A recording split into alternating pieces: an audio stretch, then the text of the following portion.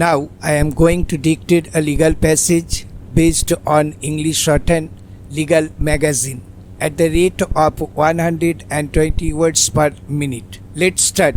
The High Court relied upon confessional statement recorded under Section 164 CRPC and found that the same was voluntary and had been made by the appellant without any threat or fear, and that it contained a full confession of crime and also disclosed the manner in which the crime had been committed. The High Court also relied upon the report of the serologist Sri V.N. Kumar, who had stated in the chemical report that the seized articles, including blood-stained sword produced by the appellant and the clothes of the appellant, were stained with human blood of B group, which tallied with the blood group with which the clothes of the deceased persons were stained. The High Court treated this as sufficient corroboration of the retracted confessional statement, and further relying upon testimony of the sister-in-law of the appellant PW11 as well as other materials on the record, found that the retracted confession of the appellant had received ample corroboration both from direct and other circumstantial evidence, and agreeing with the Sessions Judge upheld the conviction of the appellant for the offence under Section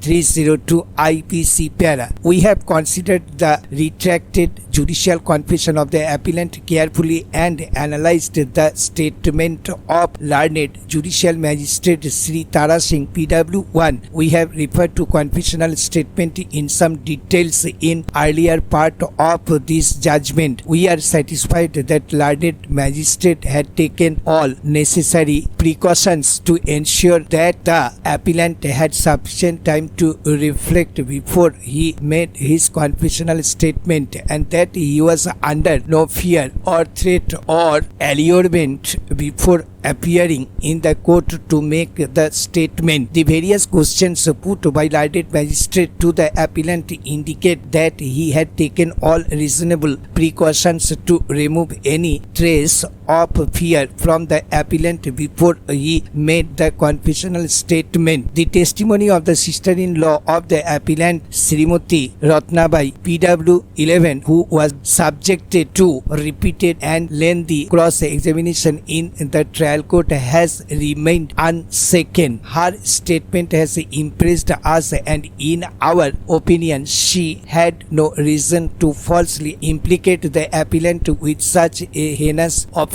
George Singh PW12 and Bhavar Singh PW13 have lent sufficient corroboration to her testimony as well as to the confessional statement of the appellant. The only discrepancy pointed out with regard to statement of PW11 is that whereas in her statement under Section 161 CRPC she had named Hansabai as the child, but at the trial she had given the name of that child as Manraj. She satisfactorily explained the discrepancy when the question was put to her, and even otherwise one cannot lose sight of the fact that the witness had seen the most gruesome type of murder by her brother-in-law of his own wife and children. Therefore, this minor discrepancy of the name of the child would pale into insignificance, particularly when both Hansa and Manraj were murdered by the appellant along with the others. Stop. Thank you.